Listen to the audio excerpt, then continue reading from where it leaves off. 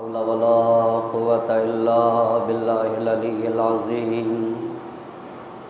أعوذ بالله من الشيطان اللعين الرجيم.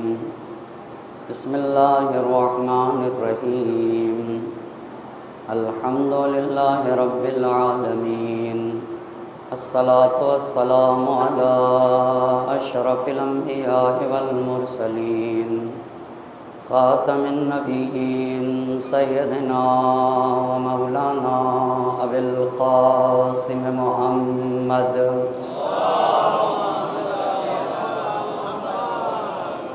وعلى أهل بيته الطيبين الطاهرين المعصومين ولعنة الله على أعدائهم أجمعين. أما بعد، فقد قال الله سبحانه تبارك وتعالى في كتابه الحكيم وقوله الحق. بسم الله الرحمن الرحيم. التائبون العابدون الحامدون السائحون الراكعون الساجدون الآمرون بالمعروف والناهون عن المنکر.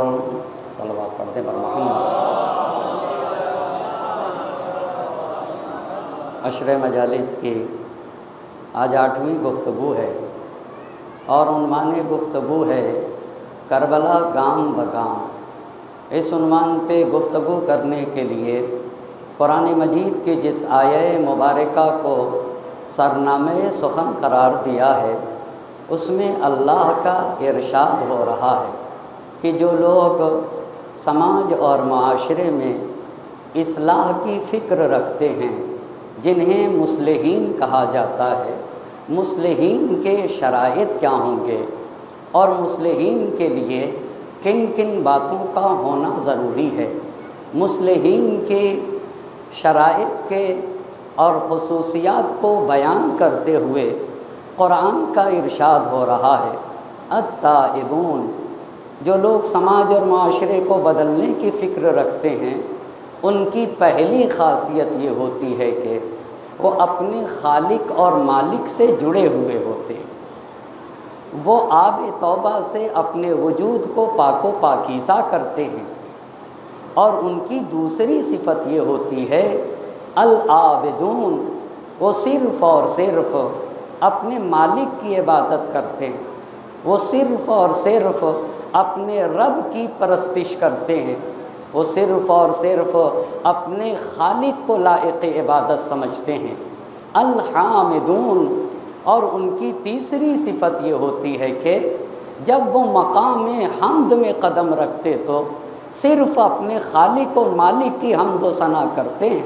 اپنے رب کے سوا کسی اور کو لائق ستائش نہیں جانتے. السائحون.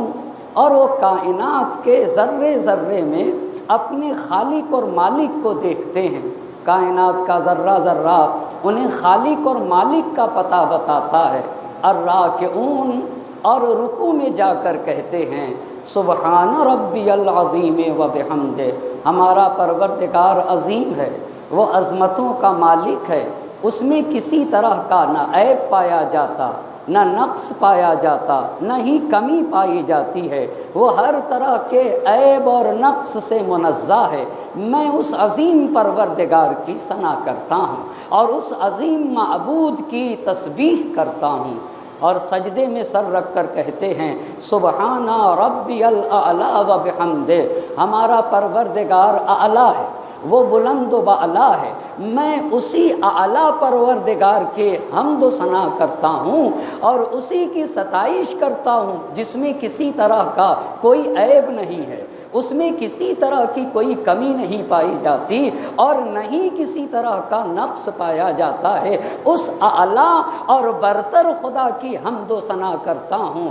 ان 6 منزلوں پہ فائز ہونے کے بعد، تائب بننے کے بعد، عابد بننے کے بعد، حامد بننے کے بعد، سائح بننے کے بعد اور رکوع اور سجدہ کرنے والوں کے فہرست میں آ جانے کے بعد اب یہ کہتے ہیں کہ اب یہ صالح کہے جائیں گے، اب یہ لوگ نیک کہے جائیں گے، اب ان کے اندر یہ کیپیسٹی آئی ہے کہ یہ سماج کو بدل سکتے ہیں، یہ معاشرے میں تبدیلی لا سکتے ہیں، اس لیے کہ صالح انسان ہی سماج اور معاشرے میں تبدیلی لا سکتا ہے۔ اسی لیے اب یہ کہتے ہیں الآمرون بالمعروف، اب ہمیں سماج اور معاشرے میں اچھائیوں کو پھیلانا ہے، والناہون عن المنکر، اور سماج اور معاشرے سے برائیوں کا خاتمہ کر دینا ہے، والحافظون لحدود اللہ، اور ہمیں خدا کے حدود کی حفاظت کرنا ہے، دین خدا کا تحفظ کرنا ہے، شریعت محمد مصطفیٰ صلی اللہ علیہ وآلہ وسلم کی حفاظت کرنا ہے۔ وبشر المؤمنین، جب لوگ اس طرح سے سوچتے ہیں، جب مصلحین ان صفات کے مالک ہوتے ہیں تو قرآن کہتا ہے وبشر المؤمنین، ایسے صاحبان ایمان کو خالق کی طرف سے، قرآن کی طرف سے، مالک کی طرف سے بشارت دے دی جائے۔ آپ دیکھیں نا، آیے مبارکہ مصلحین کے شرائط کو بیان کر رہی ہے، جو لوگ بدلاؤ لانا چاہتے ہیں وہ کیسے، بالکل آیے مبارکہ عکاسی کر رہی ہے کربلا کے سید الشہداء حضرت ابا عبداللہ الحسین اور ان کے با وفا اصحاب کی، جنہوں نے نبی گرامی کے دین کی جو صورت مسخ ہو گئی تھی، اس صورت کو، مسخ شدہ صورت کو اپنی شکل پہ پلٹانے کے لیے قیام کیا تھا۔ تو شکل کیسے مسخ ہوئی؟ نبی کی رحلت کے بعد سقیفہ وجود میں آئی، سقیفہ کے بعد پہلے خلیفہ نصب کیے گئے خلافت کے لیے، پہلے خلیفہ کے زمانے میں مسئلہ ارتداد پیش آیا، زکوٰۃ کا مسئلہ پیش آیا، تو لوگ زکوٰۃ کو مانتے تھے، حکومت کو نہیں مانتے تھے، تو یہ کہا گیا کہ یہ لوگ مرتد ہو گئے ہیں، یہ لوگ دین سے خارج ہو گئے ہیں، ان کو قتل کر دینا چاہیے۔ یہ ایک مسئلہ مسئلہ ارتداد تھا، مالک بن نویرہ کا مسئلہ، ان کی اہلیہ کے ساتھ زنا کا مسئلہ، اور آگے بڑھتے بڑھتے پھر خلیفہ اول نے دوسرے خلیفہ کو نصب کیا، پھر دوسرے خلیفہ نے تیسرے خلیفہ کو شورا کے ذریعے سے نصب کیا ہے، اور جب شورا بنائے گئے تو تیسرے خلیفہ آ گئے، اور گفتگو یہاں تک پہنچے کہ کل جو باتیں عرض کی، ایران کیسے فتح ہوا، اس کے بعد شورا کیسے بنی، شورا میں تیسرے خلیفہ کا انتخاب کیا ہوا، شورا کے مقابل میں امیر المومنین کا احتجاج کیا تھا، احتجاج کے بعد کل آپ کی خدمت میں یہ عرض کیا تھا کہ خود تیسری خلافت میں امیر المومنین کا کردار کیا تھا۔ اس کردار کے بعد اتنی بات ہوئی، پھر جب توجہ کریے گا تیسرے خلیفہ آ گئے تو تیسرے خلیفہ نے اپنی زمانے حکومت میں کیا کیا کیا، تو پہلی بات توجہ کریے گا، حکومت کے جتنے اہم منصب تھے سب کس کے حوالے کر دیے، سارے کے سارے بنی امیہ کے، دمشق معاویہ ابن ابو سفیان کو دیا ہے، بہت توجہ کریے گا۔ پس دمشق کس کے حوالے کیا؟ معاویہ ابن ابی سفیان کے حوالے کیا۔ آپ کو پتہ ہے معاویہ سن 18 ہجری سے دمشق کے گورنر ہیں، معلوم ہے یا نہیں؟ یعنی دوسرے خلیفہ کے زمانے سے۔ اچھا، بس انہوں نے پہلا کام یہ کیا کہ دمشق کو معاویہ ابن ابی سفیان کے حوالے کیا، یہ پہلا کام۔ دوسرا کام، کوفہ کس کے حوالے کیا؟ ولید ابن عقبہ بن ابی معیط کے حوالے کیا، جس نے شراب پی کر صبح کی 2 رکعت نماز کو 4 رکعت پڑھا دیا۔ اچھا، یہ ہوا کوفہ۔ بصرہ کس کے حوالے کیا؟ عبداللہ بن عامر بن قریش کے حوالے کیا بصرہ، یہ بھی ان کے رشتہ دار تھے، ماموزاد بھائی تھے۔ اچھا، مصر کس کے حوالے کیا؟ عبداللہ ابن ابی سر کے حوالے کیا، عبداللہ ابن ابی سر کے حوالے مصر کر دیا۔ اتنی بات کل آپ کی خدمت میں عرض کر چکا ہوں۔ عبداللہ ابن ابی سر، جس کے لیے پیغمبر پاک نے یہ کہا تھا اگر یہ کعبے کا پردہ بھی پکڑ کے چمٹا ہوا ہو کعبے کے پردے سے تب بھی اس کا خون بہا دینا چاہیے۔ اس نے بہت ظلم ڈھائے ہیں مصر میں۔ کس نے؟ کس نے؟ مصر میں عبداللہ ابن ابی سر نے بہت، اور مصر کے لوگوں نے بہت شکایتیں کی مگر ان کی شکایتوں کا کوئی اثر نہ ہوا۔ چوتھی بات، 2 لوگوں کو رسول خدا نے مدینے سے بھگایا تھا۔ کتنے لوگوں کو؟ 2 لوگوں کو رسول خدا نے مدینے سے بھگایا تھا۔ ایک حکم ابن ابی العاص، حکم کون ہے؟ یہ تیسرے خلیفہ کے چچا ہیں، اور دوسرا جسے بھگایا تھا مروان بن حکم کو، تو چچا کے بیٹے کو کیا کہا جائے گا؟ یعنی چچا زاد بھائی۔ پس حکم ہوئے چچا، مروان ہوا کون؟ چچا زاد بھائی۔ تو انہوں نے بہت توجہ کریے گا، حکم بن ابی العاص کو جسے اللہ کے نبی نے مدینہ سے بھگایا تھا، تو پہلے خلیفہ بھی نہیں بلائے، دوسرے خلیفہ نے بھی نہیں بلایا، پر تیسرے خلیفہ نے حکم بن ابی العاص کو بلایا۔ یہاں تک تو بات واضح ہو گئی نا؟ بلایا ہی نہیں، ابھی آج آپ کو بتاؤں گا اور کیا ہوا تاریخ میں اسلام کے ساتھ۔ حکم بن ابی العاص کو بلایا، ایک بات ٹھیک ہو گئی بات، اور بتایا تھا کہ قبیلہ بنی قزاعہ کا انہیں زکوٰۃ جمع کرنے کا ذمہ دار بنایا گیا، اور جب زکوٰۃ جمع کر کے لے آئے تو ساری کی ساری زکوٰۃ کن کو دے دی؟ اپنے چچا حکم بن عاص کو، ابی العاص کو دے دی۔ اب بچا مروان۔ مروان کو کیا بنایا اپنی حکومت میں؟ مروان مشاور عالی بنا، یعنی کیا مطلب؟ ہر حاکم کا کو مشورہ دینے والے ہوتے ہیں، جو پہلے درجے کا مشورہ دینے والا بنایا۔ کسے بنایا ہے؟ مروان بن حکم کو بنایا ہے۔ بہت توجہ کریے گا، مروان بن حکم کے لیے محققین نے جو بات لکھی ہے نا، وہ لکھی ہے کہ حقیقت میں تیسرے خلیفہ کے حکومت کے زمانے میں دکھنے میں تیسرے خلیفہ حاکم تھے، حقیقت میں حاکم کون تھا؟ ہاں، حقیقت میں حکومت جو کرتا تھا نا، آپ دیکھیں یہ ہر حکومتوں میں ایسا ہوتا ہے کہ وہ صرف دکھتے تھے کون؟ تیسرے خلیفہ صرف ظاہری طور پر تھے کہ وہ حاکم ہیں، لیکن واقعی اور حقیقی معنوں میں حاکم کون تھا؟ جی مروان بن حکم تھا۔ اور یہ میرے مولا نے نہج البلاغہ میں تیسرے خلیفہ کو نصیحت کی تھی، تیسرے خلیفہ کو نصیحت کی تھی کہ دیکھیے، اما رضیتا من مروان ولا رضی عنک الا بتحرفک عن دینک وعن عقلک۔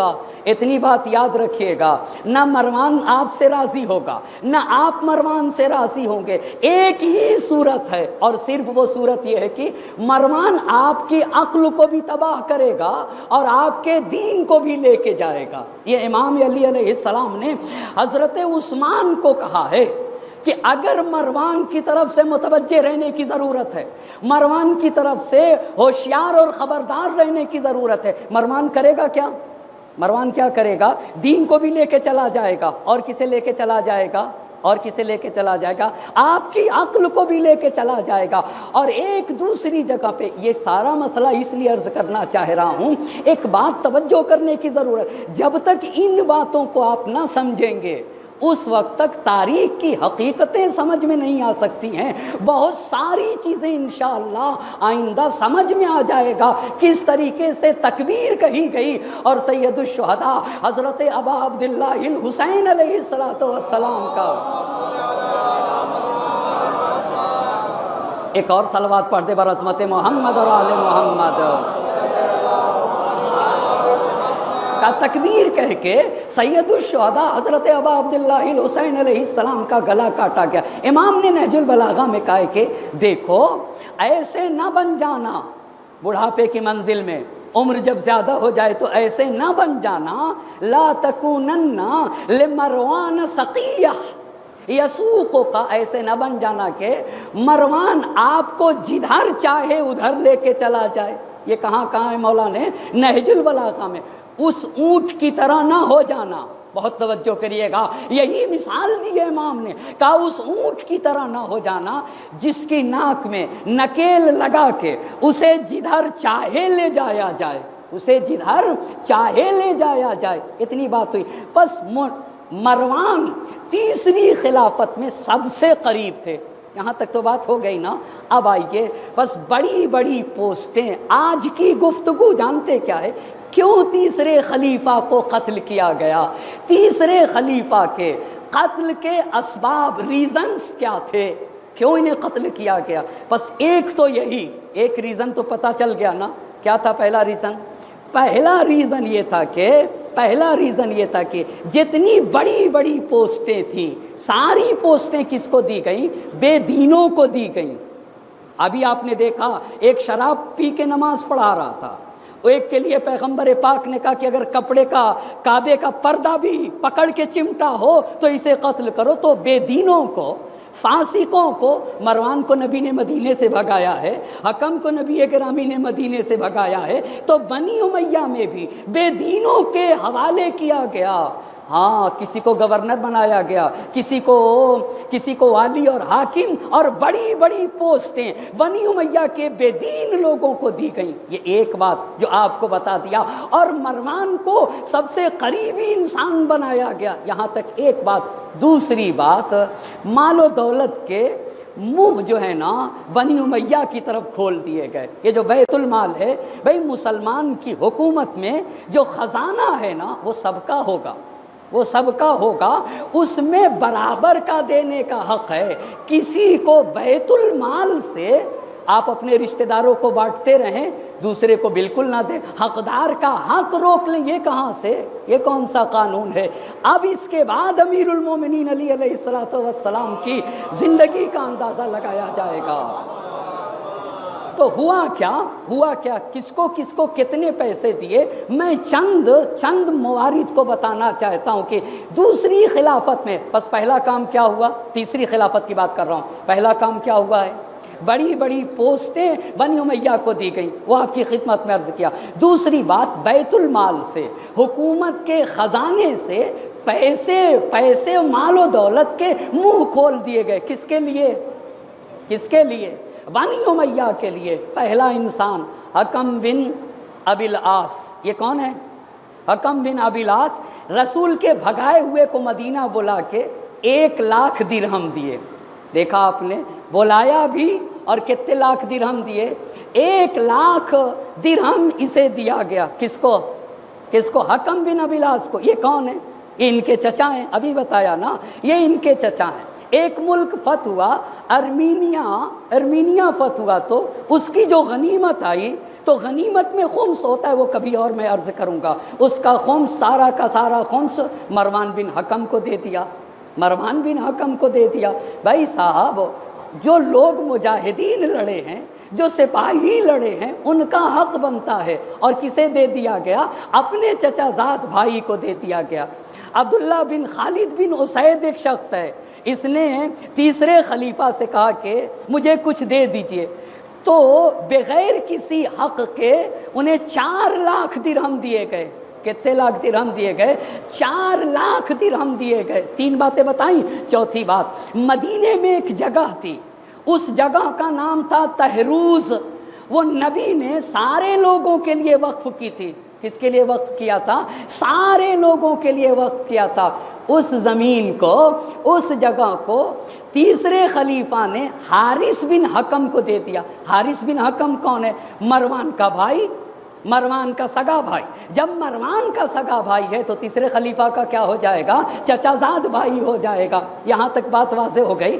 ایک چراگاہ تھی مدینے میں، 5ویں بات عرض کرنے جا رہا ہوں۔ مدینے میں ایک چراگاہ تھی، تو چراگاہ مدینے کے سارے لوگوں کے لیے تھی کہ اس چراگاہ میں مدینے کے سارے لوگ اپنے جانوروں کو چرائیں گے، لیکن تیسرے خلیفہ نے کہا کہ اس چراگاہ میں صرف اور صرف بنی امیہ اپنے جانور چرائیں گے۔ اس چراگاہ میں کون چرائے گا؟ صرف اور صرف بنی امیہ اس چراگاہ میں اپنے جانور کو چرائیں گے۔ اتنی ہی بات نہیں ہوئی تاریخ میں، اور آگے بڑھتا ہوں۔ یہ جو عبداللہ ابن ابی سر تھے، کہاں کا ان کو گورنر بنایا تھا؟ مصر کا گورنر بنایا تھا نا عبداللہ ابن ابی سر۔ افریقہ کے مغربی ایریے جب فتح ہوئے تو اس کی جو غنیمت ملی، مال غنیمت، جنگ کر کے جو مال ملتا ہے، اس مال کو کیا کہا جاتا ہے؟ اس مال کو غنیمت کہا جاتا ہے۔ تو افریقہ کے بعض حصے جب فتح ہوئے، اس کی جب غنیمت ملی تو ان کو دے دیا، عبداللہ ابن ابی سر کو دے دیا۔ اسی طرح سے ایک دن ابو سفیان کو بلا کے 2,00,000 درہم دے دیے۔ مولانا درہم کسے کہتے ہیں؟ درہم بھی بتا دیجئے۔ ایک ہے درہم اور ایک ہے کیا؟ دینار۔ چاندی کے سکے کو درہم کہا جاتا ہے اور سونے کے سکے کو دینار کہا جاتا ہے۔ 2 لاکھ درہم ایسے ہی کس کو دے دیا؟ ابو سفیان کو دے دیا، اور اسی دن 1 لاکھ درہم مروان بن حکم کو دے دیا۔ 1 لاکھ درہم مروان بن حکم کو۔ اتنا ہی نہیں، اما کیوں تیسرے خلیفہ کو قتل کیا گیا اور کیسے قتل کیا گیا؟ توجہ کریے گا، اس کے بغیر آگے کی منزلیں آسان نہیں ہوں گی، نہ پڑھنا، نہ سننا، نہ سمجھنا۔ اسی لیے میں اپنے مجمع سے پھر ایک بات کہوں گا، آپ 1 گھنٹہ 2 گھنٹے یا پونے 2 گھنٹے نہیں سن رہے ہیں، آپ اس تقریر کو جو سن رہے ہیں نا، دکھتا ہے آپ کو 1-2 گھنٹہ سن رہے ہیں، آپ 20 گھنٹے 40 گھنٹے سن رہے ہیں۔ کتنے گھنٹے میں؟ 1-1.5 گھنٹے میں 40 گھنٹے آپ سن رہے ہیں۔ ایسا نہیں ہے کہ آپ 1 گھنٹے میں 5 منٹ کی بات سن رہے ہیں، ایسا نہیں ہے میرا محترم مجمع۔ میں قدر کرنا یہ ہم سب کی ذمہ داری ہے۔ آپ کو پتہ ہے میرے چھٹے امام کا فرمان ہے کہ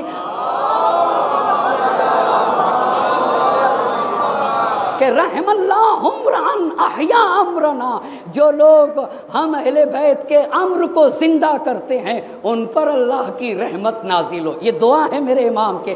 آپ کو پتہ ہے یہ جو آپ آ رہے ہیں نا، آپ آ نہیں رہے ہیں، امر اہل بیت کو ہم زندہ کرنے کے لیے بیٹھے ہیں۔ ہمیں امر اہل بیت کو زندہ کرنا ہے۔ مجھے پڑھ کے، آپ کو سن کے، محفوظ کر کے، دوسروں تک بتا کے، اسی سے تو امر اہل بیت زندہ ہوتا ہے نا۔ کہا جو لوگ ہم اہل بیت کے امر کو زندہ کرتے ہیں نا، ان پر اللہ کی رحمت نازل ہوا کرتی ہے۔ تو اتنا دیکھا، بڑی بڑی پوسٹیں بنی امیہ کو دی گئیں، مال و دولت کے دروازے کھول دیے گئے۔ اتنا ہی نہیں، ابو ذر غفاری جیسے عظیم المرتبت صحابی کو مدینے سے جلا وطن کیا گیا۔ کہاں جلا وطن کسے کہتے ہیں؟ مدینے سے نکال دیا گیا۔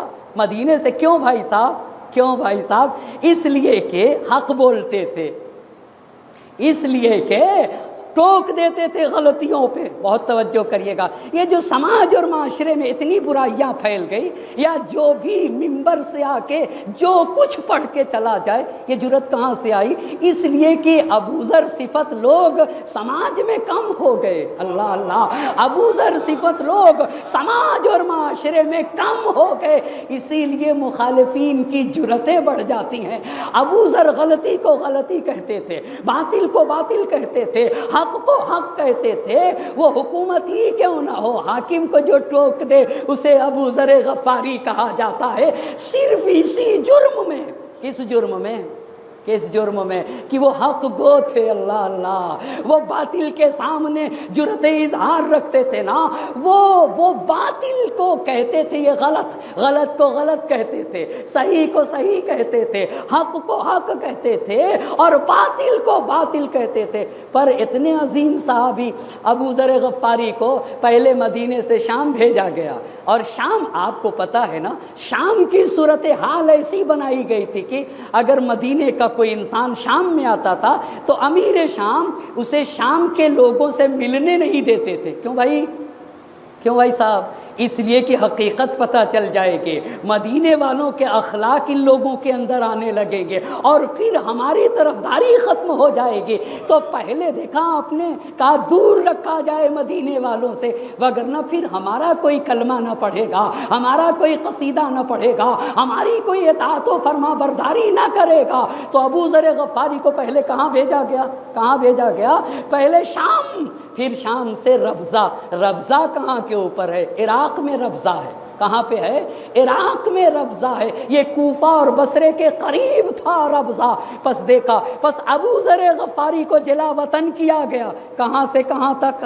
مدینے سے شام، اور شام سے پھر ربضہ۔ اور ربضہ ہی میں آپ کو پتہ ہے نا، اتنے عظیم صحابی کی موت کہاں پہ واقع ہوئی ہے؟ ربضہ میں، جہاں کوئی نہ تھا، عالم غربت میں۔ بھئی سنتے رہتے نا آپ، بیٹی نے جا کر اس راستے پہ کھڑی ہو گئی آپ آپ کی بیٹی جہاں سے قافلہ گزر رہا تھا اس نے بتایا ہے نا۔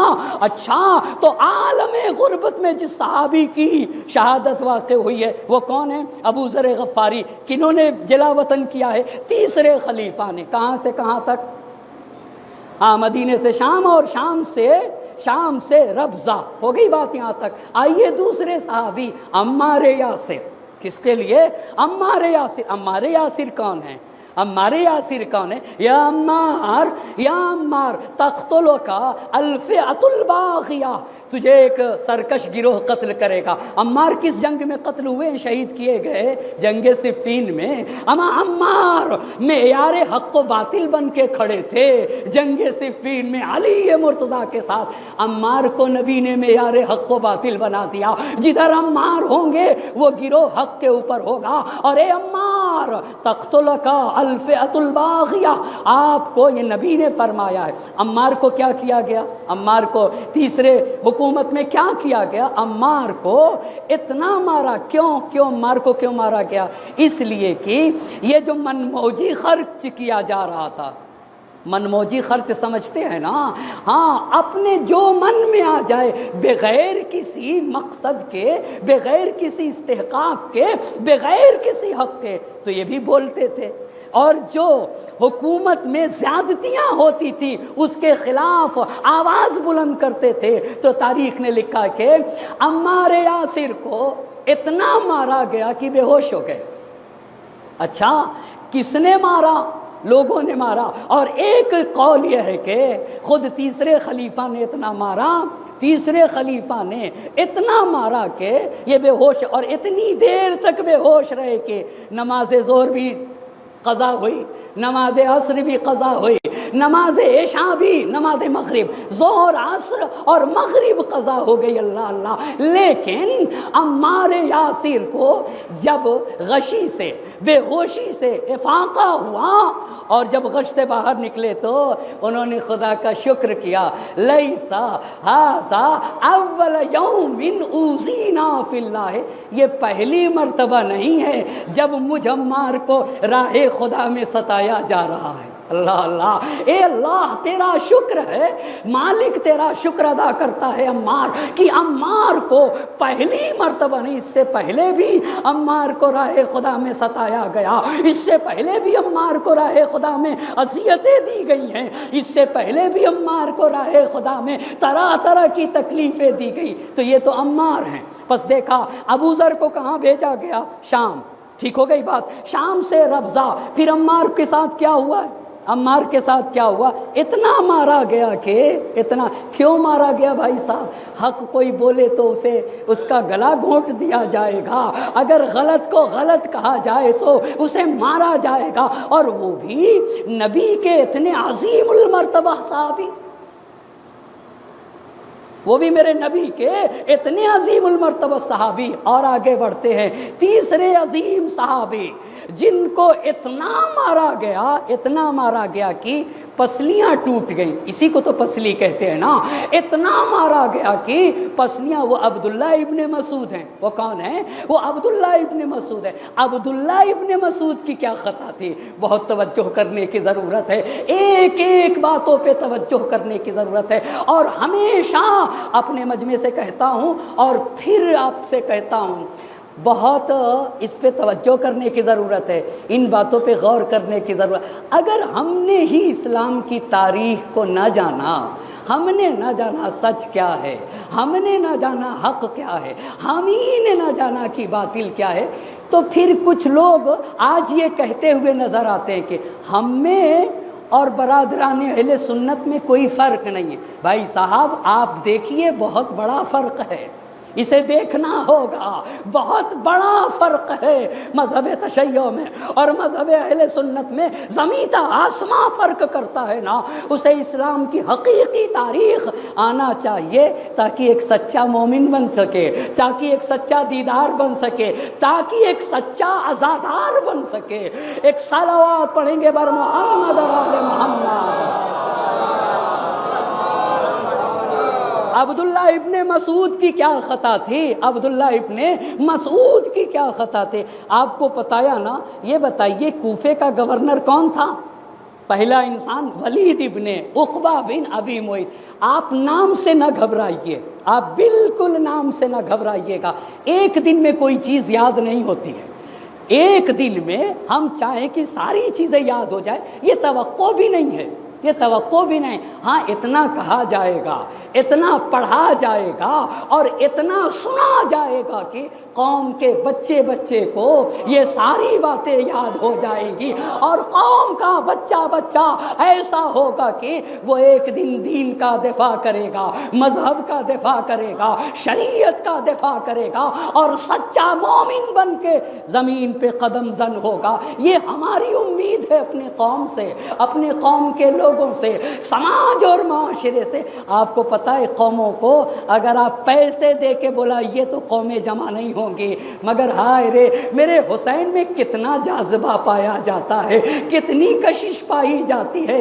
انسان دور دراز رہتا ہے، ملک میں رہتا ہے، دوسرے شہروں میں رہتا ہے، مگر جب محرم آتا ہے تو سمٹ جاتا ہے نام حسین پہ، اسے نام حسین جمع کرتا ہے. یہ سید الشہداء کی خاصیت ہے نا، یہ صرف اعجاز حضرت ابا عبداللہ الحسین ہے. تو عبداللہ ابن مسعود کی کیا خطا ہے؟ عبداللہ ابن مسعود کی کیا خطا ہے یہ بتائیے. پہلا گورنر کوفے کا جو گورنر خالد بن ولید بن عقبہ ہے، ولید بن عقبہ بن ابی معیط ہے نا، انہوں نے یہ جو ولید بن عقبہ بن ابی معیط ہیں یہ ان کے خزانے دار تھے. کون خزانچی تھے؟ کون؟ عبداللہ ابن مسعود. عبداللہ ابن مسعود کس کے خزانچی تھے؟ ولید ابن عقبہ بن ابی معیط کے خزانچی تھے. تو بھائی یہ تو صحابی پیغمبر تھے، یہ کیا تھے؟ یہ تو صحابی پیغمبر تھے. تو ان کو تو اعتراض کرنے کا حق بنتا ہے نا صحابے سارے لوگوں کو.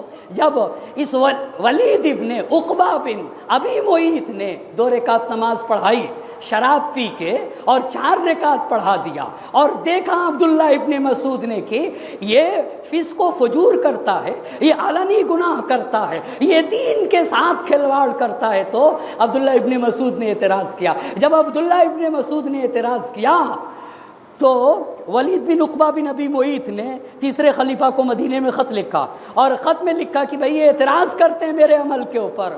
تو تیسرے خلیفہ نے کہا انہیں مدینے بھیج دو. کسے مدینے بھیج دو؟ عبداللہ ابن مسعود کو مدینے بھیج دو. اچھا، تو عبداللہ ابن مسعود کو جب مدینے بھیجا جا رہا تھا تو خزانے کی جو چابیاں تھیں ولید ابن عقبہ کے سامنے خزانے کی چابیاں ڈال دی، اور ڈالنے کے بعد جب وہاں سے مدینے آئے تو مسجد میں تیسرے خلیفہ سے ملاقات ہوئی. جب مسجد میں ملاقات ہوئی تو تیسرے خلیفہ نے ان کے ساتھ بڑا برا برتاؤ کیا، اور بڑی ان کی سرزنش و ملامت کرتے ہوئے کہا کہ اسے مارتے ہوئے مسجد کے باہر لے جاؤ. کیا کہا؟ مارتے ہوئے مسجد کے باہر لے جاؤ. تو کچھ تیسرے خلیفہ کے غلام تھے اور ایک اور شخص تھا، کھینچتے ہوئے مسجد سے باہر لے جایا گیا، اور باہر لے جانے کے بعد اتنی تیز زمین پر پٹکا گیا کہ عبداللہ ابن مسعود کی پسلیاں ٹوٹ گئیں. عبداللہ ابن سوال ایک جرم یہ تھا، بہت توجہ کریے گا، ایک جرم عبداللہ ابن مسعود کا یہ تھا کہ وہ ایک گورنر کے خلاف بولے. یہی تو تھا نا، کس کے خلاف بولے تھے؟ ولید ابن عقبہ کے خلاف بولے تھے. اور پتہ ہے دوسرا جرم کیا تھا؟ کس نے حضرت ابوذر کو دفن کیا؟ کس نے حضرت ابوذر کو دفن کیا؟ بھئی حضرت ابوذر کا لاشا پڑا تھا، اس نے عبداللہ ابن مسعود نے حضرت ابوذر کا جنازہ دفن کیا ہے، عبداللہ ابن مسعود نے. اور جب تیسرے خلیفہ کو پتا چلا کہ عبداللہ ابن مسعود نے ابوذر کا جنازہ دفن کر دیا تو 40 کوڑے لگائے. کتنے کوڑے لگائے گئے؟ بھائی صاحب حرام ہے، شیعہ کی بات نہیں کر رہا، ایک مسلمان کا جنازہ پڑھا رہے تو سارے مسلمانوں پر واجب ہے کہ مسلمان کا جنازہ اسے دفن ہونا چاہیے، مسلمان کا. تو اگر عبداللہ ابن مسعود حضرت ابوذر غفاری کا جنازہ دفن کر دے تو ان کی سزا یہ دی جائے گی. آپ ذرا غور کریے گا کس طریقے سے ائمہ اطہار نے تحفظ کیا ہے، کیوں حسین نے قربانی دی ہے، اور کربلا کہتے کسے ہیں، اور حسین کے کارنامے کو بغیر ان چیزوں کو پڑھے ہوئے، بغیر ان چیزوں کو سمجھے ہوئے، حسین شہید کے، ابھی تو صلح حسن انشاءاللہ اگلے سال پڑھا جائے گا اگر اللہ نے زندگی دی، حیات دی نا، تو کتنا مسئلہ صلح حسن سے حل ہوگا۔ ابھی تک امام حسن مجتبیٰ علیہ السلام پہ ایک عظیم الشان اشرا ہو جس میں حق ادا کیا گیا، میں نے اپنی اتنی عمر میں ابھی تک میں نے نہیں سنا ہے۔ اگر آپ نے سنا ہوگا تو مجھے بتا دیجئے گا، پر میں نے اپنی زندگی میں ابھی تک مجھے نہیں پتا ہے، نہ میں نے سنا ہے۔ کیا بھئی ہم جاہل ہی مر جائیں گے؟ کیا بغیر سیکھے چلے جائیں گے یا نہیں؟ ہمیں سیکھ کے مرنا ہوگا۔ بہت فرق ہے ایک انسان جاہل مر جائے اور ایک انسان سیکھ کے مر جائے۔ سماج اور معاشرے کے صورتحال پہ ایک بات کہنا چاہوں گا۔ کچھ لوگ کہتے ہیں کہ انہوں نے پڑھ تو لیا پر کیا کیا؟ پڑھ کے اس کا کیا مطلب ہوتا ہے؟ نہ گھر بنایا، نہ بلڈنگ بنائی، کچھ بھی تو نہیں کیا، پڑھ کے کیا کیا؟ سوال یہ کس انسان نے، بھائی یہ بتائیے یہ انسان پڑھا لکھا تو ہے نا؟ بہت غور کرنے کی ضرورت ہے۔ یہ انسان صاحب علم ہے، یہ انسان عزیز ہے، یہ انسان پڑھا ہوا۔ ایک پڑھا ہوا انسان اگر وہ فاقہ بھی کرتا ہے نا تو سلیقے سے کرتا ہے۔ ایک صلوات پڑھیں گے بر محمد اور آل محمد۔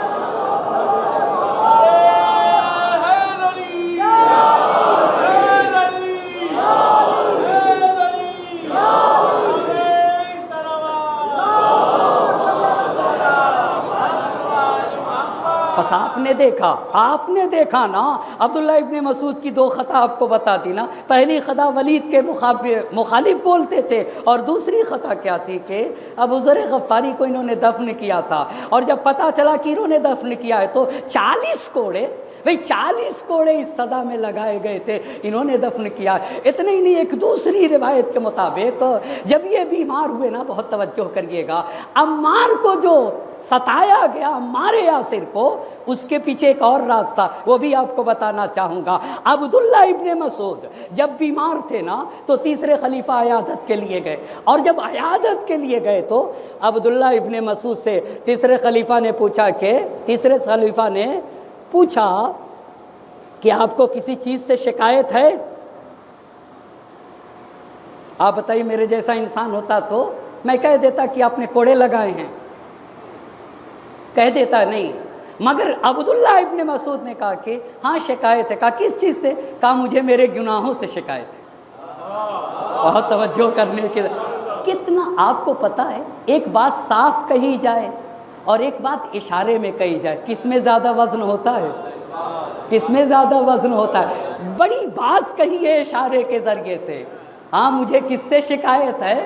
مجھے گناہوں سے شکایت ہے، یعنی بہت بڑا پیغام۔ ہر انسان کو اس کے کیے ہونے سے شکایت ہونا چاہیے، اس کے گناہوں سے۔ اچھا تو کسی چیز کی تمنا ہے؟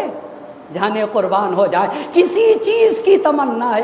کہا ہاں تمنا ہے۔ کہا کس چیز کی تمنا ہے؟ کہا خدا کے رحمت کی تمنا ہے۔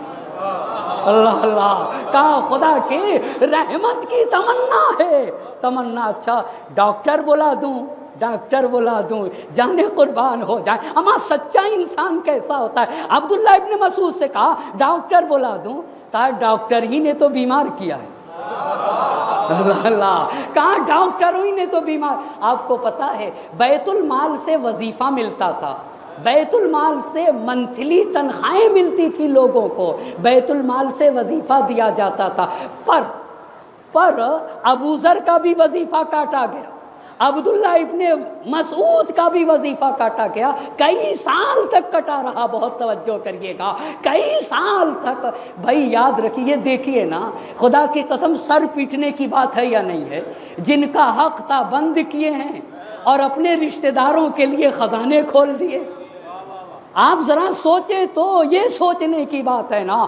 اچھا تو پوچھا کہ یہ بتائیے، عبداللہ ابن مسعود سے پوچھا یہ بتائیے جو آپ کا حق روکا گیا ہے اسے دے دیا جائے؟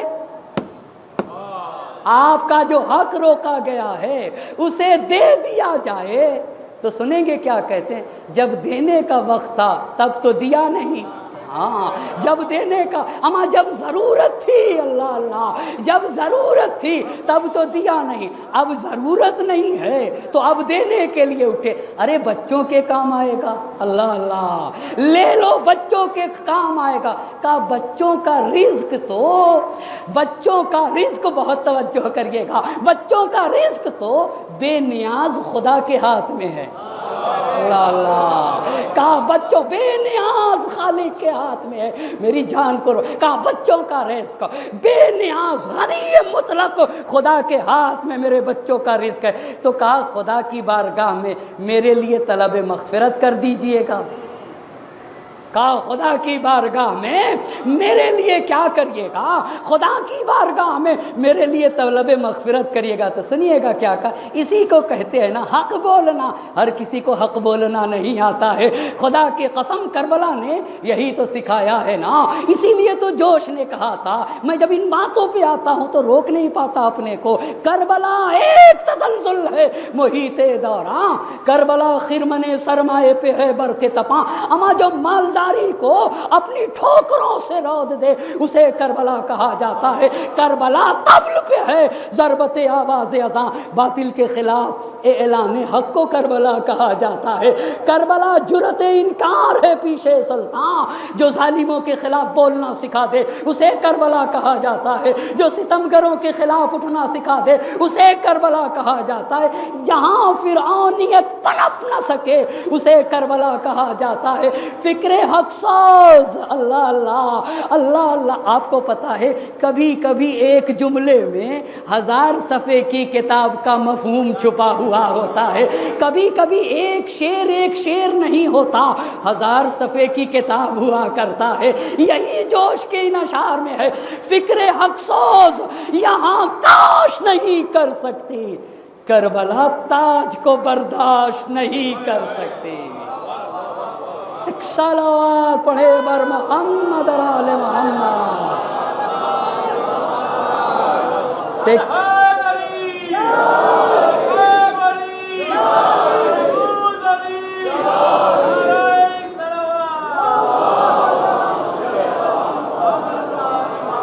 فکر حق سوز یہاں کاش نہیں کر سکتی، کربلا تاج کو، تاج، آپ ذرا تاج پہ غور کریے گا، کربلا تاج کو، حق کے مقابل میں اگر کوئی اکڑ دکھائے گا تو کربلا اسے برداشت نہیں کر سکتی ہے، فکر حق سوز یہاں کاش نہیں کر سکتی، کربلا تاج کو، کربلا تاج کو، کربلا تاج کو برداشت نہیں کر سکتی، تو کہا اللہ کی بارگاہ میں طلب مغفرت کریے گا، سنیے گا جملہ، کہا خدا سے کہوں گا اے اللہ میرا حق انہوں نے لیا ہے تو ان سے میرا حق لے، بہت توجہ کریے گا، تو ان سے میرا حق لے، میرا حق مارا ہے تو ان سے میرا حق لے، اب بہت توجہ کریے گا، اس وقت عبداللہ ابن مسعود نے یہ کہا تھا اور وصیت کی تھی کہ میں دنیا سے جاؤں تو یہ میری نماز نہ پڑھائیں، میں دنیا سے جاؤں تو یہ میری نماز، تو عبداللہ ابن مسعود کی نماز، اب پتہ چلا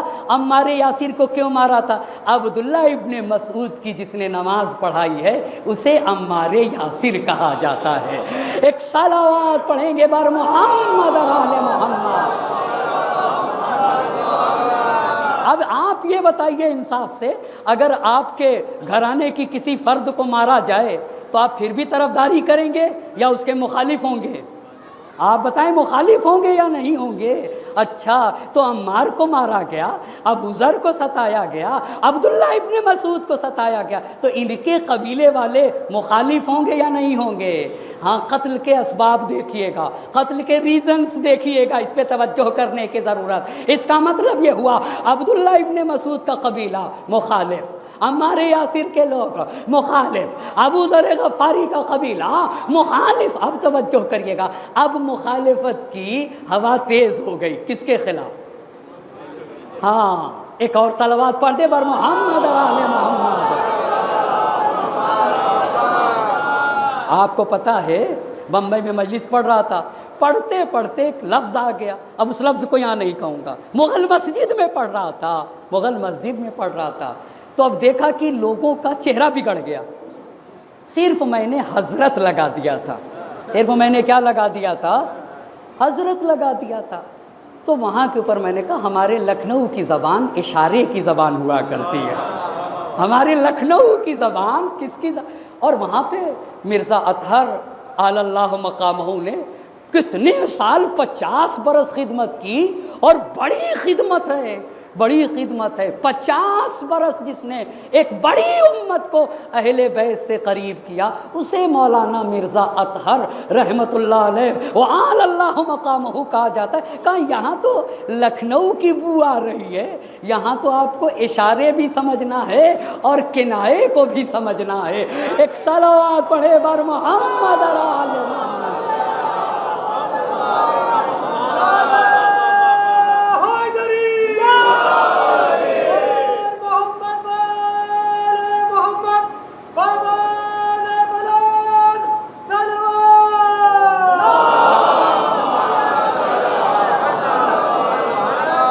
اب آپ نے دیکھا میرا محترم مجمع، بالکل میرے ساتھ جڑے رہیے گا، بالکل میرے ساتھ جڑے رہیے گا۔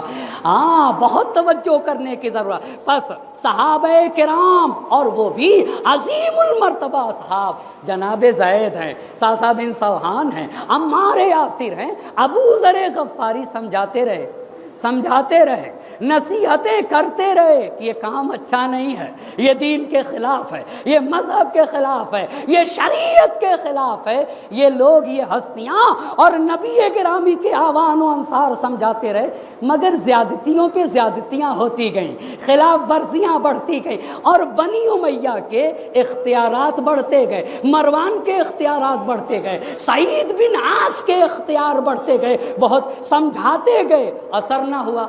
کیا ہوا؟ سمجھاتے گئے، اثر نہ ہوا، اثر نہ ہوا، ان کے اختیارات بڑھتے گئے، اتنی جرتیں بڑھ گئیں، اتنی جرتیں بڑھ گئیں کہ نہج البلاغہ میں ایک جگہ مولا نے مغیرہ بن اخنس ہے اس کو ابتر سے تعبیر کیا، اتنی جرتیں بڑھی، توجہ کریے گا، کہ ایک نے تیسرے خلیفہ سے کہا کہ آپ فکر نہ کریے، علی کو میں دیکھ لوں گا، اتنی جرتیں بڑھی ہیں، آپ فکر نہ کریے، آپ فکر نہ کریے، علی کو تو میں دیکھ لوں گا۔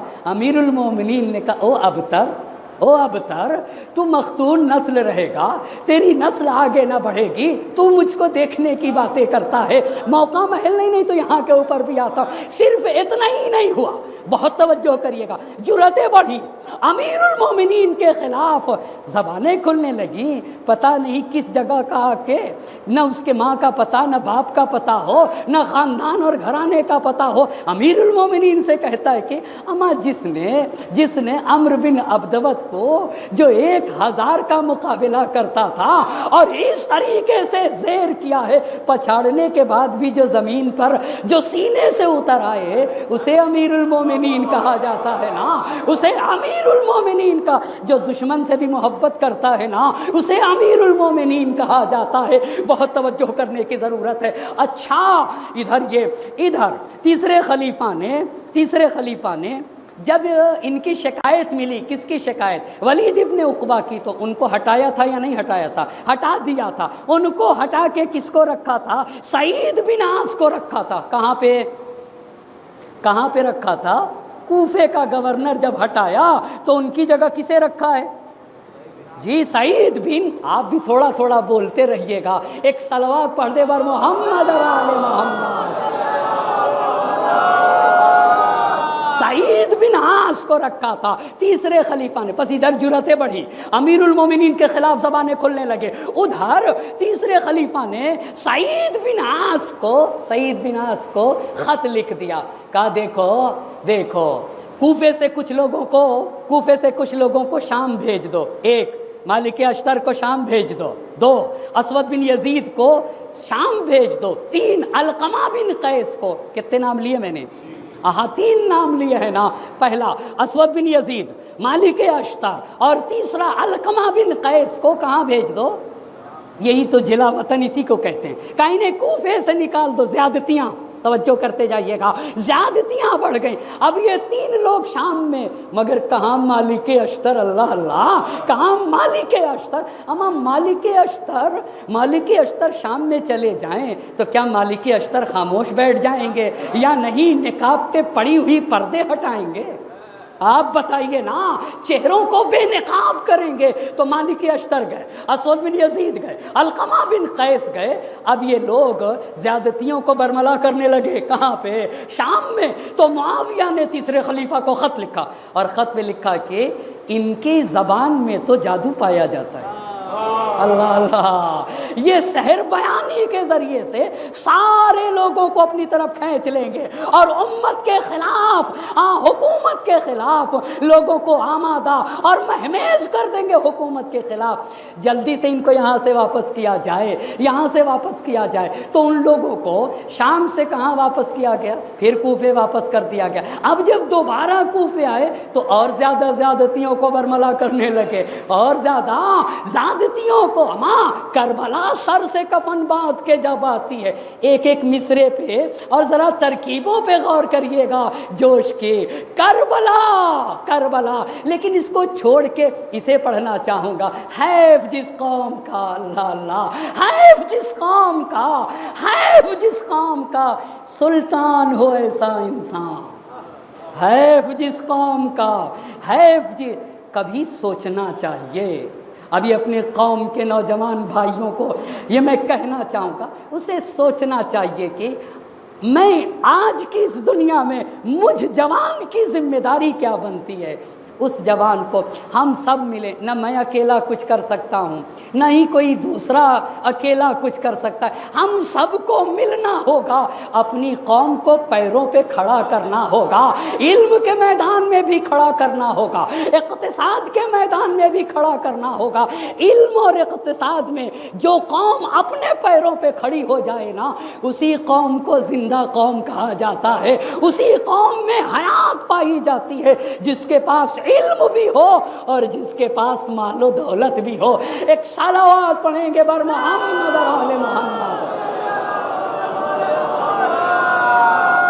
ایک اور جاگتی ہوئی بر عظمت محمد اور آل محمد صلوات۔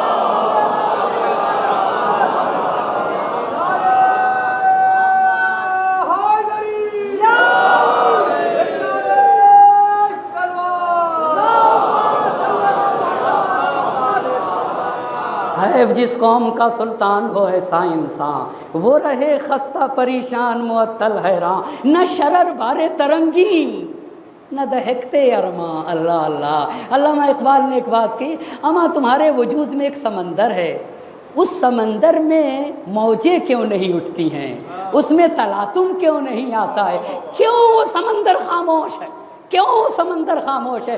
آپ کو پتا ہے جوش کے نشار کو روکے ہوئے یہیں کے اوپر ایک کیف ہے، کیفی نہیں، ایک کیف ہے۔ کیف نے کہا کہ انسان کو سمندر سے 3 چیزیں سیکھنا چاہیے۔ کتنی چیزیں؟ 3 چیزیں سیکھنا چاہیے۔ یہ بتائیے سمندر گہرا ہوتا ہے یا نہیں؟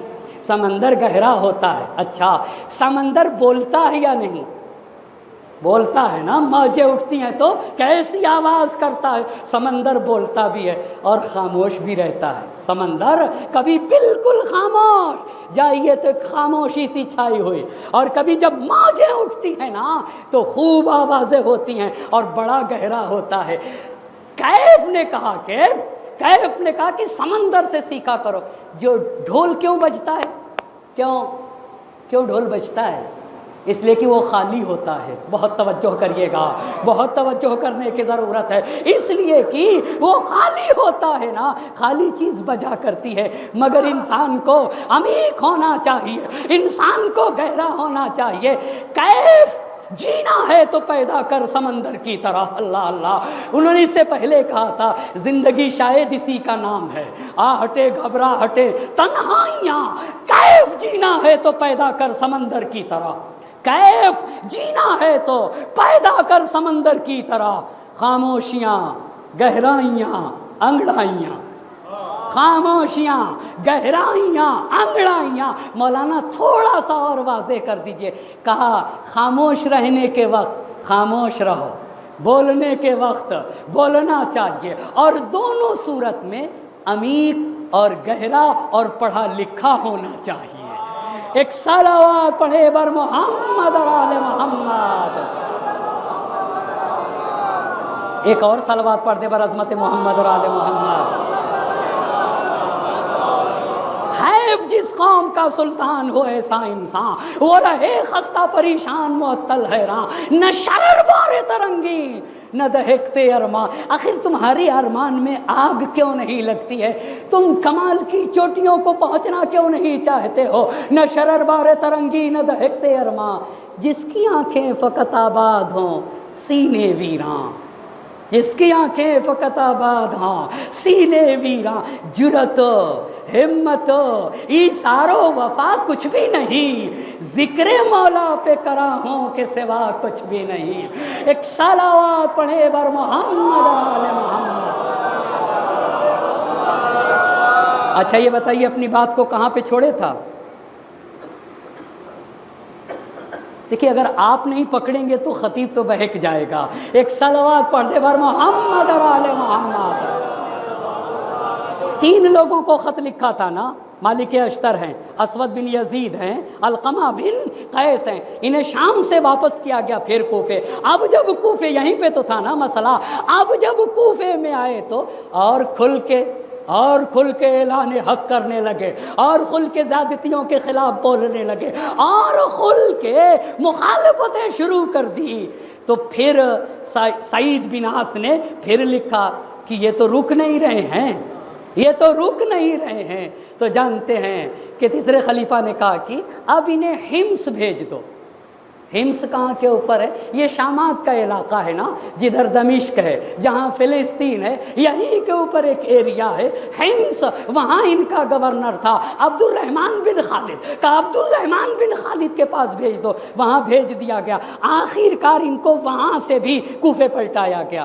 دیکھ رہے ہیں آپ یہاں تک اتنی مخالفتیں۔ اب آئیے اور آگے مرحلہ بڑھ جاتا ہے، اب مخالفت میں شدت اور حدت اور بڑھ گئی۔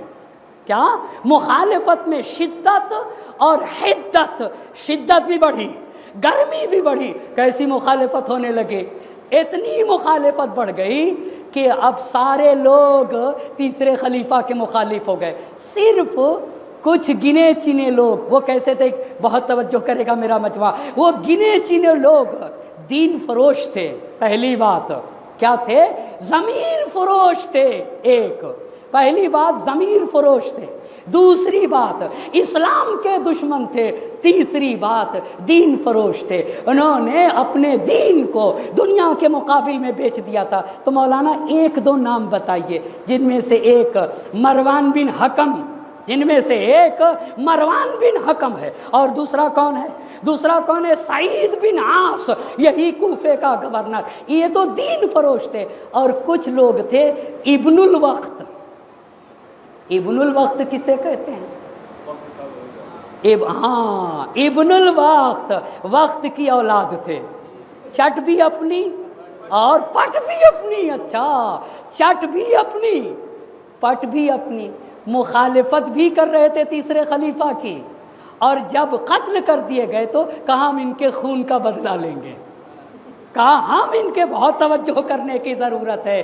یہ وہ لوگ تھے چٹ بھی اپنی، اور کیا ان کو کیا کہا جاتا ہے؟ ان کو ابن الوقت کہا جاتا ہے۔ ابن الوقت تو اب تو سمجھ میں آ گیا نا، ابن الوقت کی کیا ڈیفینیشن ہوئی؟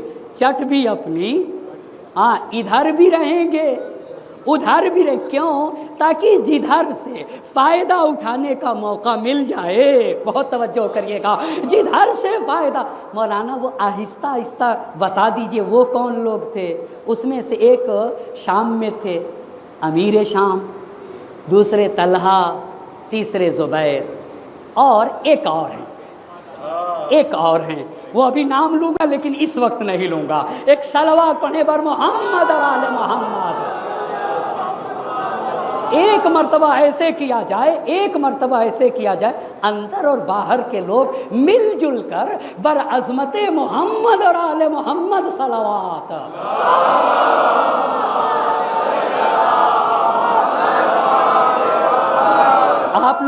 آپ لوگوں کو پتہ ہے ہم لوگ کہاں پہنچ گئے، کس سن میں پہنچ گئے؟ سن 35 میں پہنچ گئے۔ کب کہاں پہنچے ہیں؟ صرف 5 برس باقی ہے منزل تک پہنچنے میں۔ کتنے برس باقی ہے؟ 5 برس۔ انشاءاللہ منزل سے نزدیک، کافی حد تک منزل سے نزدیک ہو گئے۔ اور اس میں صرف اور صرف آپ کو پتہ، میں اچھی طرح سے جانتا ہوں، اگر آپ مجھ سے پوچھے گا مولانا 1.5 گھنٹے کی مجلس خطابت کے اصول کے موافق ہے یا مخالف، تو میں کہوں گا مخالف ہے۔ قاعدہ کہتا ہے نہ پڑھو، لوگ تمہیں ایکسیپٹ نہیں کریں گے، لوگ ریجیکٹ کر دیں گے، اگر آ کے خطابت کی دنیا میں پوچھے گا۔ مگر میں ایک چیز سوچتا ہوں کہ زمانے کی ذمہ ضرورت نہ ہوتی تو میں نہ پڑھتا، خدا شاہد ہے۔ اگر ضرورت محسوس نہ کرتا نا، خدا شاہد ہے، اگر ضرورت کا احساس نہ کرتا تو میں ہرگز وقت نہ لیتا آپ کا۔ مگر ضرورت مجھ سے کہتی ہے کہ تم پڑھو، ضرورت کہتی ہے کہ جہاں تک ہو سکے پڑھو، اور خدا کی قسم اگر آپ نے ساتھ دیا تو انشاءاللہ منزل و منزل کو طے کرتا رہوں گا۔ کہیں سے میرا مقصد نہیں ہے کہ اپنے محترم سامعین کو تھکا دوں، اپنے محترم سامعین کو، ہرگز یہ مقصد نہیں ہے۔ مگر کچھ لوگ ایسے فون کر کے کہتے ہیں، اور ہم سب کو کہنا چاہیے کہ اب ہم، بعض شہروں سے فون آ رہے ہیں کہ ہم جب رات کا اتنا حصہ ہوتا ہے تو اپنی پوری فیملی کو بیٹھاتے ہیں ساتھ میں بیٹھ کر، جو مجلس یہاں حسین آباد چھوٹے امام باڑے میں ہو رہی ہے وہ ہم ساری فیملی کے ساتھ بیٹھ کر ایک ساتھ سنتے ہیں۔ اللہ اللہ، یہ بھی گھرانہ ہے، یہ بھی ایک اچھی فکر ہے کہ سارے لوگ ایک ساتھ بیٹھ کر، اسی کو تو کہتے امر اہل بیت کو زندہ کرنا ہے نا۔ امر اہل بیت کو کیسے زندہ کیا جائے؟ اما فیملی کے ساتھ بیٹھ کر 1 گھنٹہ 1.5 گھنٹہ کچھ سیکھا جائے، اپنے کو بھی تاریکی سے نکالا جائے، دوسرے کو بھی تاریکی سے نکال دیا جائے۔ پس دیکھا عزیزان محترم، ہاں وہ کون لوگ تھے جو ابن الوقت تھے؟ اچھا امیر شام دو اور کون؟ طلحہ، زبیر اور ام المؤمنین۔ ایک صلوات پڑھ دے بر محمد اور آل محمد۔ آپ یہ بتائیے عام الف سے ہوتا ہے یا عین سے؟ الف سے عام ہوتا ہے۔ ایک اور صلوات پڑھ دے بر محمد اور آل محمد۔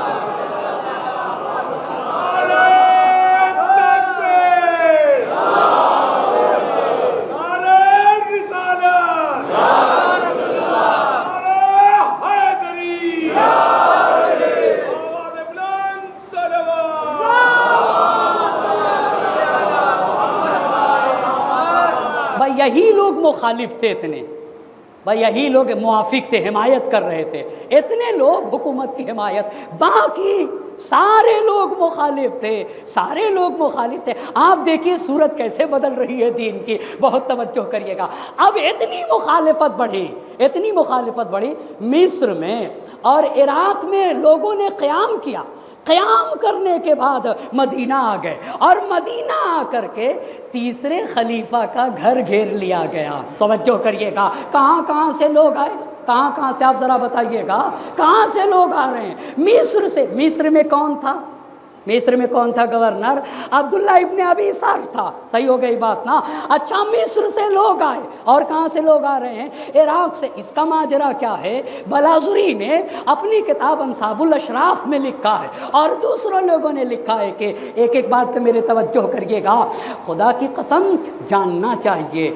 آپ کو ایک بات بتا دوں، ہم لوگ کو بھی جب تک پڑھیں گے نہیں آتا ہے۔ آپ یہ نہ سمجھیے کہ میں امامہ لگا کے آتا ہوں تو مجھے ہر چیز آتی ہی ہے۔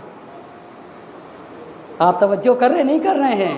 ہاں، آنے کے لیے سیکھنا پڑتا ہے، یہ قدرت کا نظام ہے۔ ہم معجزے سے کوئی کام نہیں کرتے ہیں، محنت کرنا پڑے گا۔ جو جتنی محنت کرے گا اتنا اللہ اسے دیتا چلا جائے گا۔ یہ خالق کی سنت ہے، یہ مالک کی سنت ہے۔ فلن تجد لسنت اللہ تبدیلا، اور خدا کی سنت بدلتی نہیں ہے۔ تو یہ مصر سے کیا مسئلہ تھا، عراق کا کیا مسئلہ تھا، آپ کو پتا ہے؟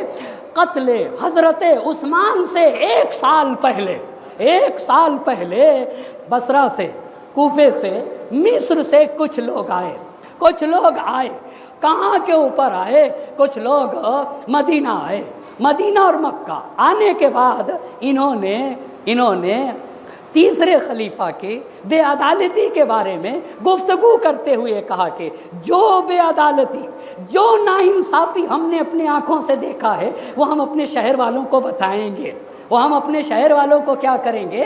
بتائیں گے، اور 1 سال تک انتظار کریں گے۔ اگر ان کے رویے میں بدلاؤ نہیں آیا تو ہم سب کے سب اٹھ کر ان کے پاس آئیں گے، اور آنے کے بعد ان کے کیے ہوئے سے ان سے پوچھ تاچھ کریں گے، اور اگر پھر بھی ان کے رویے میں بدلاؤ نہ پایا تو ہم مشترکہ فیصلہ کریں گے۔ ہم کیا کریں گے؟ مشترکہ فیصلہ کریں گے۔ اب توجہ کریے گا، اب جب انہوں نے وقت جو معین کیا تھا اٹھنے کا، اور یہ کہا تھا کہ ہم مل جل کر مشترکہ فیصلہ کریں گے، جب مقررہ وقت آن پہنچا ہے نا تو توجہ کرنے کی ضرورت ہے۔ مشترکہ وقت اور مقررہ وقت جب آن پہنچا تو کوفے سے مالک اشتر 200 لوگوں کے ساتھ، کتنے لوگوں کے ساتھ؟ اور ایک روایت نے کہا 1000 لوگوں کے ساتھ مدینے آئے۔ کتنے لوگوں کے ساتھ؟ 1000 کو نہ مانیے، آپ مان لیجئے کتنے کو بھی؟ عقل کہتی ہے کہ جو کم ہے وہ تو حتماً آئے ہوں گے، یہی تو کہتی ہے نا، جو کم ہے وہ ضرور بھی ضرور۔ کتنے لوگ لے کر آئے مالک اشتر؟ 200 لوگ۔ اچھا، بصرے سے حکیم بن جبلہ 150 افراد کے ساتھ آئے، اور مصر سے محمد ابن ابی بکر 2000 یا کچھ کم لوگوں کے ساتھ آئے۔ ایک مرتبہ آپ میرے ساتھ بولیے گا، مالک اشتر کے ساتھ کتنے لوگ؟ 200 لوگ۔ حکیم بن جبلہ کے ساتھ کتنے لوگ؟ 150 لوگ۔ اور محمد ابن ابی بکر کے ساتھ مصر سے کتنے لوگ آئے تھے؟ 2000 یا اس سے کچھ کم۔ آنے کے بعد جب یہ مدینے میں پہنچے ہیں نا تو مدینے والوں کو خبر ہوئے، لہٰذا مہاجرین و انصار بھی ان کے ساتھ ہو گئے، عمار بھی ان کے ساتھ ہو گئے، اور دیگر حضرات بھی ان کے ساتھ ہو گئے، اور سب نے گھر گھیر لیا، سب نے خلیفہ کا گھر گھیر لیا۔ اب جب خلیفہ کا گھر گھیرا گیا تو مغیرہ بن شعبہ کو بھیجا گیا خلیفہ کے گھر سے، جاؤ اور جا کر انہیں مناؤ۔ جب مغیرہ بن شعبہ آیا مسلمانوں کے سامنے تو سارے مسلمانوں نے کہا تم فاسق ہو واپس جاؤ، تم بے دین ہو واپس جاؤ، تم فاجر ہو واپس جاؤ۔ مغیرہ کو پلٹا دیا۔ اب مغیرہ کے بعد عمرو بن عاص آیا، عمرو بن عاص سے کہنے لگا مجمع، تم دین فروش ہو، تم دشمن دین ہو، واپس چلے جاؤ، ہم تمہاری بات نہیں سنیں گے، ہم تمہاری بات نہیں سنیں گے۔ تو عمرو بن عاص کو بھی واپس کیا گیا، مغیرہ کو بھی۔ تو کہا گیا، تیسرے خلیفہ نے کہا کہ علی مرتضیٰ کو بلا کے لاؤ۔ بہت توجہ کریے گا، علی مرتضیٰ کو بلا کے لاؤ، وہ انہیں سمجھائیں۔ میرے امام کو بلا کے لایا گیا، جانے قربان ہو جائیں۔ اب جب امام کو بلا کے لایا گیا تو کہا ان کو سمجھائیے۔ تو یہ تو الہی رہنما ہے نا، یہ تو برحق رہنما ہے نا، یہ تو عدل و انصاف کے مالک ہے نا، یہ تو عادل نہیں عین عدل ہیں۔ بہت توجہ کریے گا، یہ مومن نہیں کل ایمان ہے۔ اللہ اللہ، مومن نہیں ہے علی، کل ایمان کو علی کہا جاتا، علی عادل نہیں، عین عدل کو علی کہا جاتا ہے۔ عدل اگر کسی میں آئے تو عادل بنتا ہے۔ بہت توجہ کریے گا، عدل کسی میں آئے تو عادل بنتا ہے۔ علی عین عدل کو کہا جاتا ہے۔ اے علی التماس کرنے لگے، اے علی بچا لیجئے۔ علی نے کہا کہ ایک شرط پہ بچاؤں گا۔ اللہ اللہ، ایک شرط۔ کہا شرط کیا؟ کہا لوگوں کے جو تقاضے ہیں انہیں پورا کرنا پڑے گا۔ لوگوں کے تقاضے کیا تھے؟ ڈیمانڈ کیا تھی لوگوں کے؟ آپ بتائیے، پوسٹیں کیوں بنی امیہ کو دی جاتی ہیں؟ بیت المال کا پیسہ کیوں رشتہ داروں میں بانٹا جاتا ہے؟ کیوں نہیں کتاب خدا اور کیوں نہیں سنت محمد مصطفیٰ پہ عمل کیوں نہیں کیا جاتا؟ امیر المومنین اسی تو کہتے ہیں نا، یہ دیکھ رہے امام اسی کو کہا جاتا ہے جو دین کا تحفظ کرتا ہے، جو دین کو بچاتا ہے، جو شریعت کو بتاتا ہے۔ کہا ایک شرط پہ کروں گا۔ شرط کیا لگائی امام نے؟ جو لوگوں کے تقاضے ہیں انہیں پورا کرنا پڑے گا۔ کہا ہاں پورا کروں گا۔ اب امام آئے، ان کی بات سن کے لوگوں کے دونوں کی بات تو سنیں گے نا۔ کہا انہوں نے وعدہ کیا ہے کہ جو تمہارے تقاضے ہیں پورا کریں گے۔ تو لوگوں نے کہا آقا ایک کام اور کرنا ہوگا، وہ ایک عہد نامہ لکھیں۔ کہا وہ ایک عہد نامہ لکھے، وہ ایک عہد نامہ لکھے، ایک وعدہ نامہ لکھے، اس عہد نامے میں یہ وعدہ کرے۔ تو امام نے کہا کہ بھائی لوگوں کا تقاضا یہ ہے، عہد نامہ کا عہد نامہ لکھوں گا۔ عہد نامہ لکھا گیا، توجہ کرے گا میرا مجمع، کیا لکھا گیا؟ عہد نامہ لکھا گیا۔ جانے قربان ہو جو امام ہوتا ہے وہ دین کا کیسے تحفظ کرتا ہے۔ عہد نامہ لکھا گیا۔ عہد نامے میں تیسرے خلیفہ نے لکھا کہ تم مسلمانوں سے میں وعدہ کرتا ہوں، توجہ کریے گا، میں وعدہ کرتا ہوں کہ کتاب خدا کے مطابق عمل کروں گا اور سنت رسول خدا کے مطابق عمل کروں گا۔ تو یہی کام شورا میں کہے ہوتے۔ آپ بتائیے عبد الرحمن بن عوف نے کیا کہا تھا؟ کیا کہا تھا؟ کہا تھا کہ کتاب پر، سنت پہ، اور کس پہ؟ سیرت شیخین پہ۔ کیوں مان لیا؟ میرے آقا کی طرح کہتے نا، کتاب پہ عمل ہوگا، اللہ اللہ، سنت نبی پہ عمل ہوگا۔ وہاں کیوں نہیں سمجھ میں آ رہی تھی بات؟ 3 مرتبہ انہوں نے دہرایا، مگر وہاں کے اوپر بات کو مانا گیا یا نہیں مانا گیا؟ نہیں بھائی، کہا نہیں، صرف کتاب نہیں، کتاب، سنت اور کیا؟ سیرت شیخین۔ اب انہوں نے لکھا وعدہ کرتا ہوں کہ کتاب خدا، سنت رسول خدا پہ عمل ہوگا، پہلی بات۔ دوسری بات، محرومین کا حق دیا جائے گا۔ اس کا کیا مطلب ہوتا ہے؟ اس کا کیا مطلب ہوتا ہے؟ ہاں، کوئی نہ گھبرائے گا، میں سخت اردو جو اگر ہو بھی تو اس کی وضاحت کروں گا۔ جن لوگ جو غریب لوگ ہیں، جن کو ان کے حق سے محروم کیا گیا ہے، ان کو کیا کیا جائے گا؟ ہاں، ان کا حق دیا جائے گا۔ جن کو حق سے محروم رکھا گیا ان کو کیا دیا جائے گا؟ حق۔ جن کو ڈرایا گیا ہے، بہت توجہ کریے گا، جو ڈرائے گئے ہیں، دھمکیاں جن کو دی گئی ہیں، ان کے لیے امن کی صورت فراہم کی جائے گی۔ کتنی بات کہی ہے؟ کتنی بات ابھی کہی؟ 3 باتیں۔ ایک صلوات پڑھ دے بر محمد اور آل محمد۔ ایک اور مل جل کر بر عظمت محمد اور آل محمد۔ کہا کتاب خدا اور سنت محمد مصطفیٰ پہ عمل ہوگا۔ خوف کو، محروم کو عطا کیا جائے گا، جس کا حق روکا گیا اس کو دیا جائے گا، خوف زدہ لوگوں کو امن فراہم کیا جائے گا، اور جن کو جلا وطن کیا گیا ہے ان کو کیا کیا جائے گا؟ ان کی فیملی میں واپس پلٹایا جائے گا۔ ان کی فیملی میں جنہیں جلا وطن کیا گیا ان کی، اور جو مال غنیمت ملے گا انہیں سپاہیوں میں بانٹا جائے گا۔ انہیں کہاں بانٹا جائے گا؟ اور پھر آخر میں لکھا کہ مسلمانوں کی طرف سے علی ضمانت لیتے ہیں۔ یعنی کیا مطلب؟ اس کا کیا مطلب ہے؟ مسلمانوں کی طرف سے علی ضمانت لیتے ہیں۔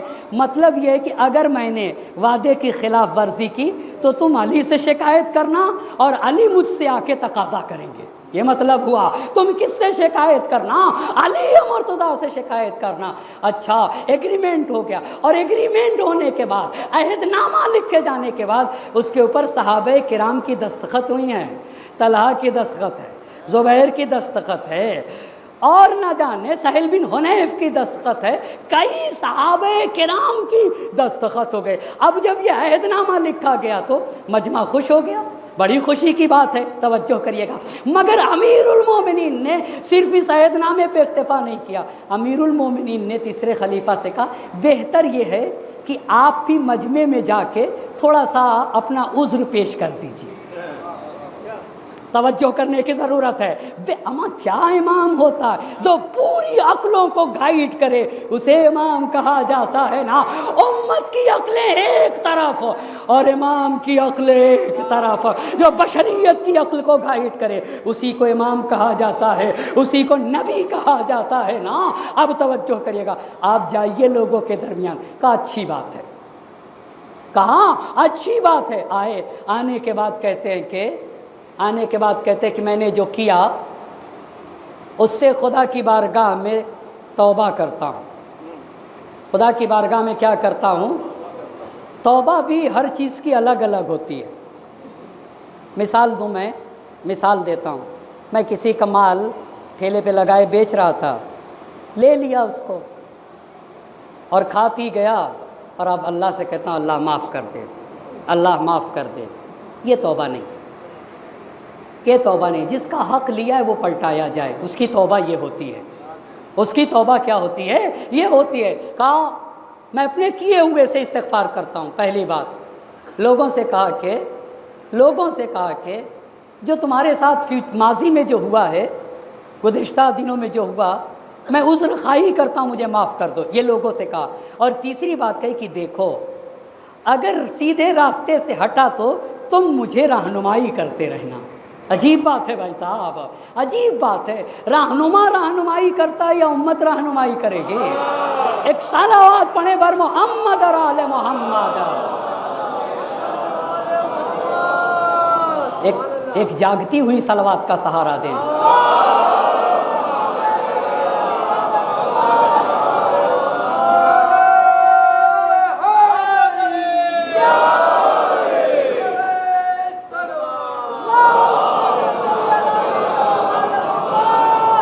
اتنی بات ہو گئی، امام واپس آ گئے بیت الشرف میں، لوگ خوش ہو گئے۔ تو لوگوں نے کہا بہت توجہ، جتنے وعدے کیے سب ٹوٹ گئے، ابھی توجہ کرنے کی ضرورت ہے۔ وہ جو مروان کو شروع میں بتایا تھا اس کو جاننے کی ضرورت ہے۔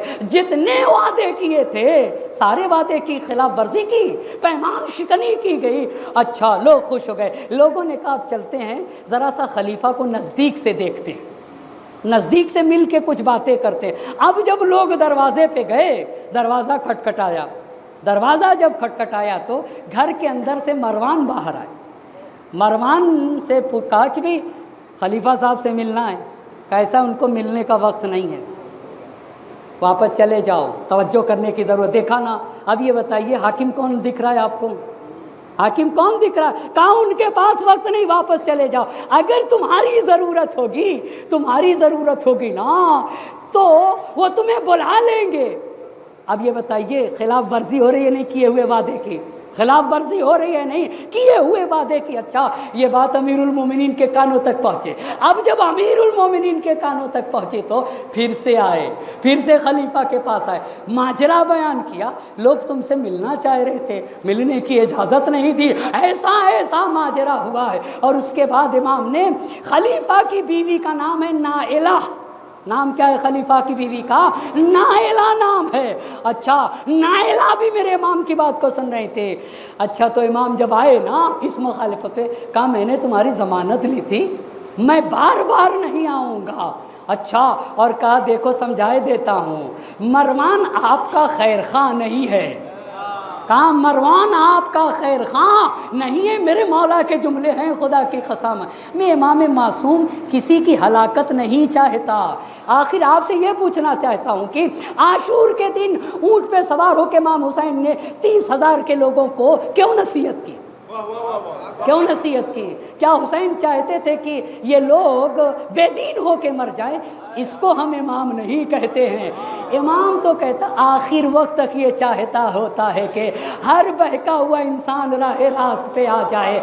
ایک اور بات، یہ لوگ پڑھتے ہیں، ہم بھی پڑھتے ہیں کہ 1 رات کی مہلت لی تھی، مگر ہمارے ایک بہت بڑے عالم نے لکھا ہے کہ مہلت لی نہیں تھی، حسین نے مہلت دی تھی۔ اللہ اللہ، مہلت دی تھی۔ ابھی بھی جس کو حق کی طرف آنا ہے 1 رات کا وقت ہے۔ ایک صلوات پڑھیں بر محمد اور آل محمد۔ کہا یہ تمہیں تباہ و برباد کر دے گا، یہ تمہارا خیر خواہ نہیں ہے، یہ تمہاری بھلائی نہیں چاہتا، اور یہ تمہیں ایسے گڈھے میں ڈال دے گا، ایسے گڈھے میں ڈالے گا جس سے نکلنے کا تمہارے پاس کوئی راستہ نہیں ہے۔ اور امام نے ان سے کہا اب اس کے بعد دوبارہ نہ آؤں گا، اب اس کے بعد دوبارہ نہ آؤں گا۔ یہ کہہ کے جب چلے تو نائلہ نے کہا سنا آپ نے کچھ؟ نائلہ نے خلیفہ سے کہا آپ نے کچھ سنا؟ علی مرتضیٰ کیا کہہ رہے ہیں کہ مروان آپ کا خیر خواہ نہیں ہے، آپ مروان کی پیروی کرتے ہیں جس کی لوگوں کے درمیان ذرہ برابر اہمیت نہیں ہے، آپ اس کی اطاعت کرتے ہیں، آپ مروان کی پیروی کرتے ہیں۔ اتنی بات جب ہوئی، بہت توجہ کریے گا، امام آ گئے اور یہ کہہ کے آ گئے کہ اب دوبارہ نہ آؤں گا، لیکن گھر کو لوگوں نے ایسے ہی گھیرے رکھا، घेरे रखा। अब जब घर का मुहासरा किए हुए लोग थे, चूँकि वादा शिकनी हो गई ना, वादा शिकनी हो गए, वादा शिकनी जब हो गई, घेरे रहे, फिर अमीरुल मोमिनीन के पास भेज दिया इन्होंने, अली आप आ जाइए। तो एक रिवायत कहती है इमाम नहीं आए, दूसरी रिवायत कहती आए, जो आए कहती है अब जब इमाम आए ना तो कहा कि अब जो वादा करूँगा अब पूरा कर दूँगा, इल्तिमास करता हूँ आपसे कि इन्हें वापस भेज दीजिए।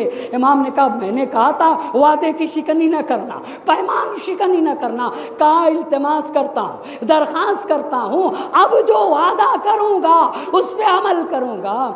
इमाम ने से कहा कि ये अहले मिस्र से कहिए वापस चले जाएं। इमाम आ गए, कहा ये कह रहे हैं कि अब जो वादा कर रहा हूँ उसे पूरा करूँगा, प्लीज़ तुम लोग मिस्र चले जाओ, प्लीज़ तुम लोग मिस्र चले जाओ। भाई ये हकीकत है, ये तारीख है, ये सच्ची तारीख है, हकीकत। चलो मिस्र चले जाओ। अब ये लोग मिस्र के लिए रवाना हो गए, मिस्र के लिए जब मिस्र के लिए रवाना हुए ना, मरवान ने इतना कान भरा तीसरे खलीफा का, इतना कान भरा, फिर पैमान शिकनी पे मजबूर कर दिया। क्या?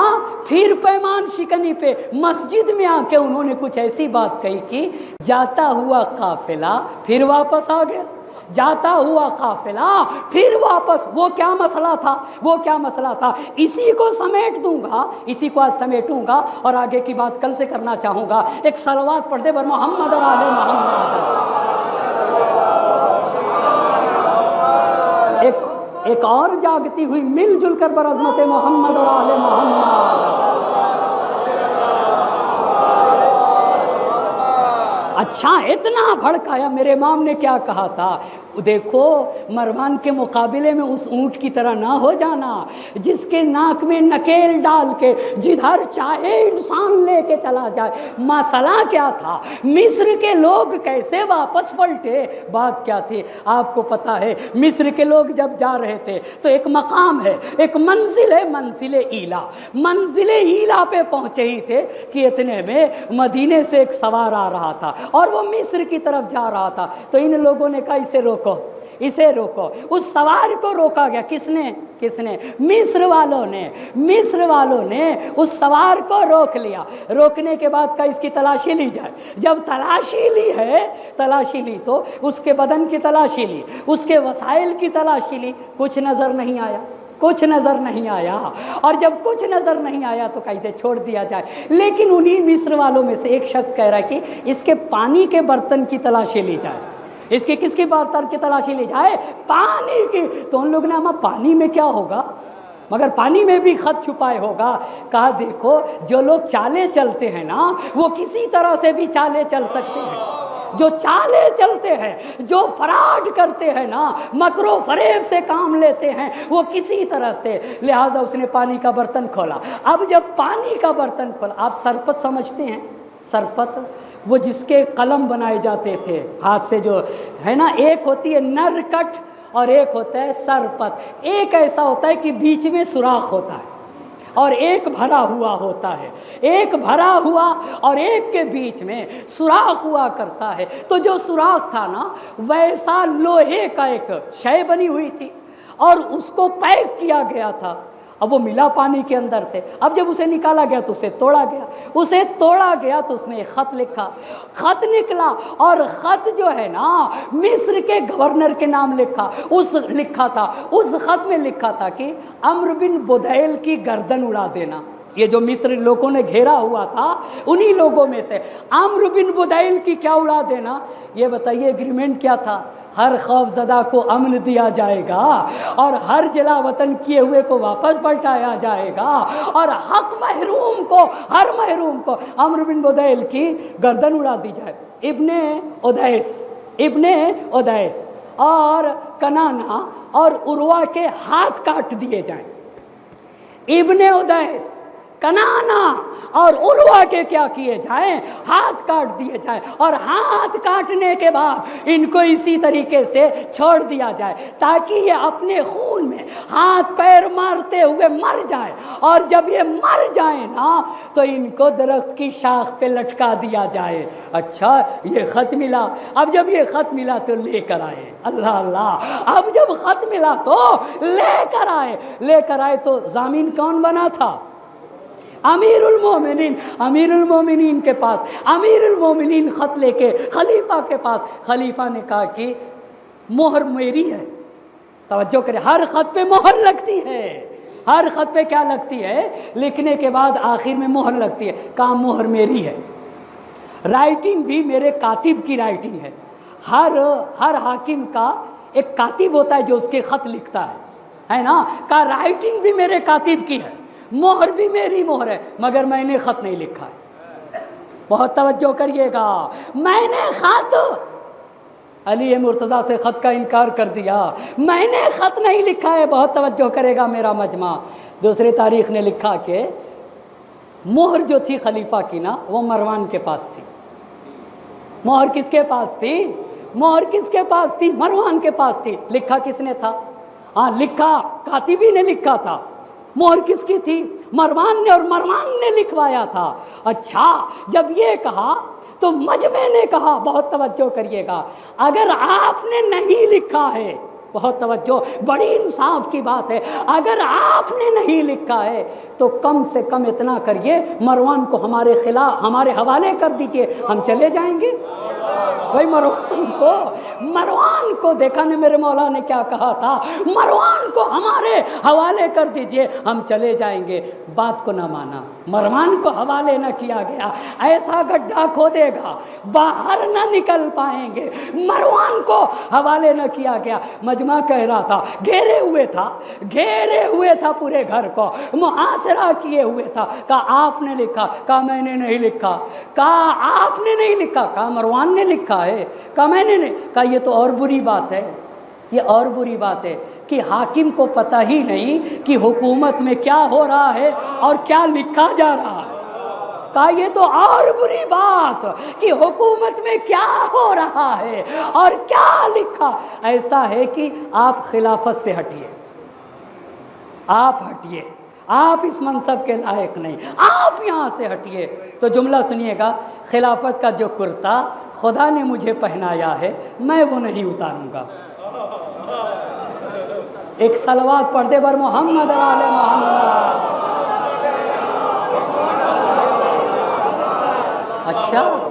اچھا خلافت کا جو کرتا کس نے پہنایا ہے؟ خدا نے پہنایا ہے، وہ میں اتارنے والا نہیں۔ یہ کہہ کے اندر چلے گئے گھر کے، اور وہاں سے مصر والوں کے نام خط لکھا، تم مصر چلے جاؤ۔ کیا؟ مصر چلے جاؤ، جسے چاہے حاکم بنا لو اور جس کے اختیار میں چاہے خزانہ دے دو۔ تو مصر والے مانیں گے؟ میں دو وعدے کی خلاف ورزی ہو گئی نا۔ انہوں نے کہا کہ اب آپ کی بات پر اعتماد نہیں ہے، انہوں نے کہا کہ اب آپ کی بات پر اعتماد نہیں، ویسے ہی گھیرے رہے۔ تو بھائی اکیلا آدمی ہے اور جو کچھ گھر میں ہے، پیاس لگی، چھت کے اوپر آ گئے۔ کیا اس مجمع میں علی ہیں؟ کہا علی نہیں ہے۔ کیا سعد ہیں؟ کہا سعد بھی نہیں ہے۔ کہا علی تک اتنا پیغام پہنچا دو کہ ہم تک کسی سے پانی بھیجوا دیں۔ دیکھ رہے ہیں نا، بڑا روئے ہیں صفین کی زمین پر امام۔ کالی سے کہو کہ یہ آپ دیکھ رہے نا، یہ انسانیت کا اسے کریم کہا جاتا ہے۔ دشمن کو بھی یہ پانی پلاتے ہیں، دشمن کو کالی سے کہو پانی بھیجوا دیں۔ خدا کی قسم تاریخ نے لکھا ہے کہ 3 مشک بنی ہاشم کے ذریعے بھیج دیا، 3 مشک بنی ہاشم کے ذریعے، بنی ہاشم نے بھی لڑ جھگڑ کے پانی بھیجوا دیا۔ یہاں تک بات رک جائے گی آج اسی سخت موڑ کے اوپر، اور کل کی بات اس کے آگے سے کروں گا، کل کی بات اس سے آگے تک کروں گا۔ رونا، حسین پر آنسو بہانا، اور حسین کے شہزادی کے لال کو پرسا دینا یہ گناہوں کا کفارہ ہے، یہ گناہوں کا کفارہ ہے۔ یہ آنسو تزکیہ نفس ہے، یہ آنسو تزکیہ نفس ہے۔ ہم روتے اس لیے ہیں، ہم آنسو اس لیے بہاتے، ہم یہ کالے لباس اس لیے پہنتے ہیں، ہم پہن کے یہ بتانا چاہتے ہیں کہ اے کاش عزم حسینی، روح حسینی، توحید حسین اور حسین کی ثبات قدم کی ایک ہلکی سی جھلک ہم میں آ جائے۔ حسین کی ایمان، حسین کی توحید، حسین کے ثبات قدم، حسین کی حقانیت، حسین کی سچائی کی ہلکی سی جھلک ہم میں آ جائے، اس لیے ہم آنسو بہاتے، اس لیے ہم فرش عزا بچھاتے، اس لیے ہم کالے لباس پہنتے، اس لیے ہم پرچم نصب کرتے ہیں۔ محرم کی 6 تاریخ ہے، اصحاب کام آ چکے، بنی ہاشم میں جسے سب سے پہلے بھیجا گیا اسے جناب علی اکبر کہا جاتا ہے۔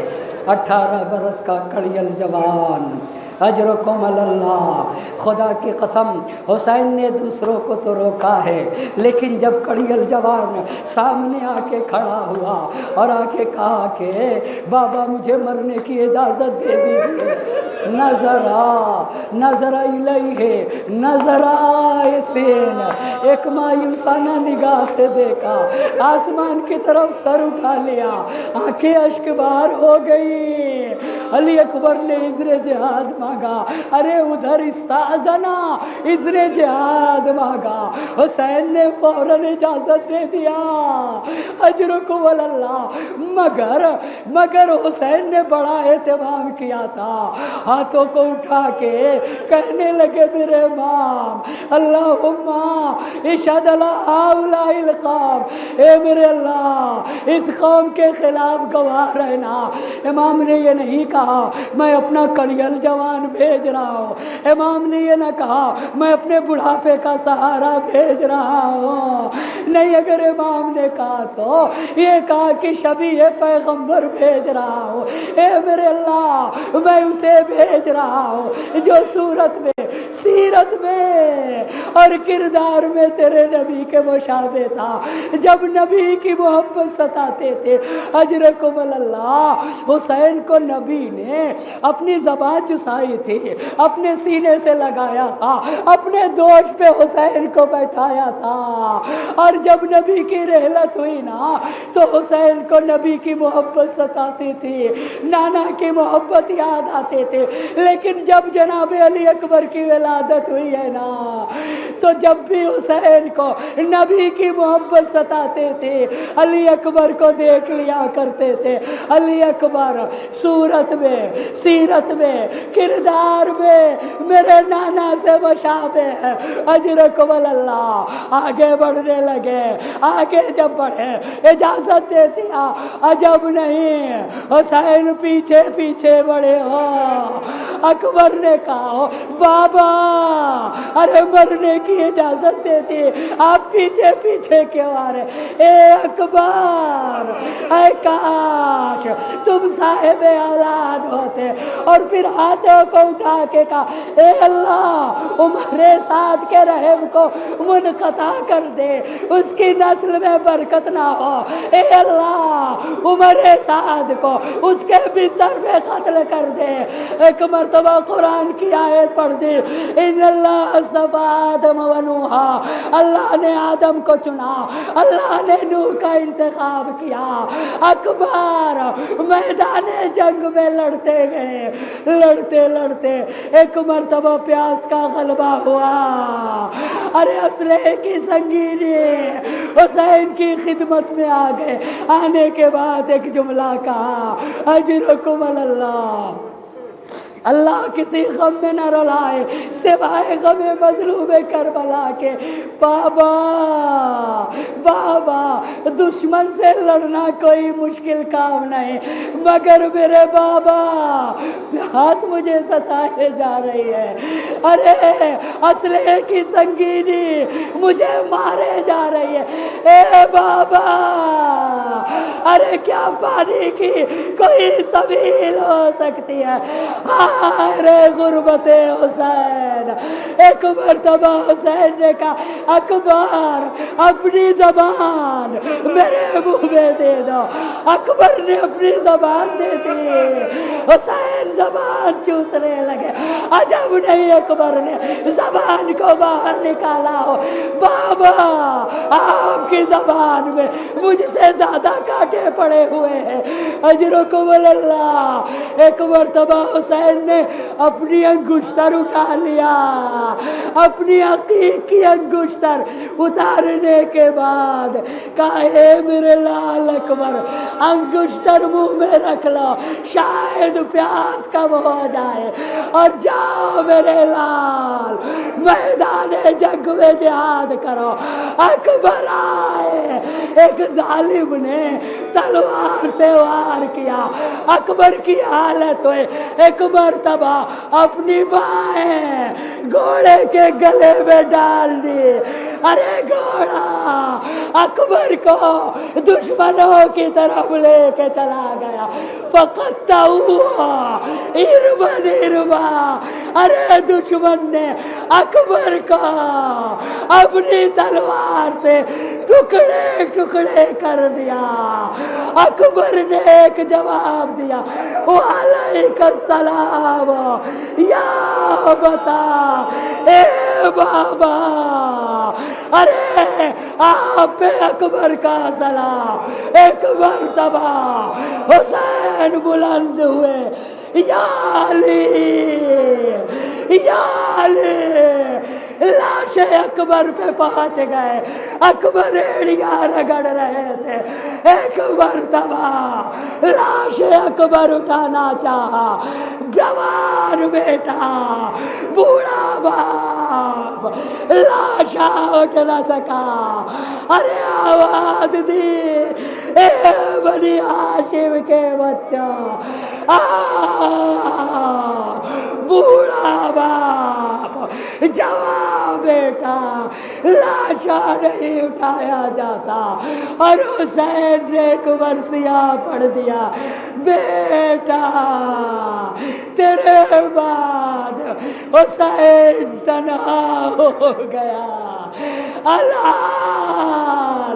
اللہ اللہ، ورثیہ پڑھتے ہوئے قبر پہ ہاتھ رکھ لیا، اللہ